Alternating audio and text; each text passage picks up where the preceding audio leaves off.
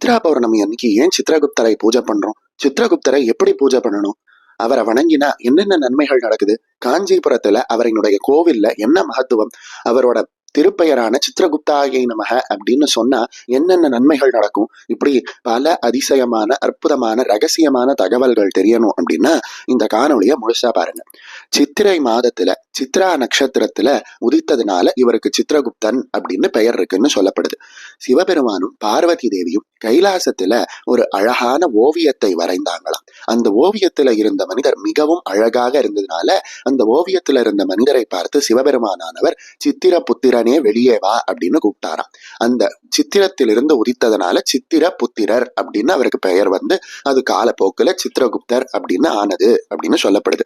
அதே போல இன்னொரு புராணத்துல என்ன சொல்லப்பட்டிருக்கு அப்படின்னா, ஒரு பசுவினுடைய வயிற்றுல இருந்து கையில எழுத்தாணியோடையும் கையில ஓலச்சுவடியோடையும் பிறந்ததுனால இவருக்கு சித்ரகுப்தர் அப்படின்ற பெயர் வந்தது அப்படின்னு சொல்லப்படும். இந்த சித்ரகுப்தரானவர் யமலோகத்துல யமனுக்கு அடியில இருக்கக்கூடியவராகவும், அதாவது யமனுக்கு கீழே அடிபணிந்து வேலை செய்பவராகவும், நம்மளுடைய பாவ புண்ணிய கணக்குகளை எழுதக்கூடியவராகவும் இருக்கார். சரி, இந்த சித்ரகுப்தரை வணங்கினா என்னென்ன நன்மைகள் நடக்கும் அப்படின்ற அற்புதமான கேள்விக்கு புராணங்கள் அதி ரகசியமான ஒரு கதையை சொல்லுது. அந்த கதையை நாம சுருக்கமா பார்க்கலாமா?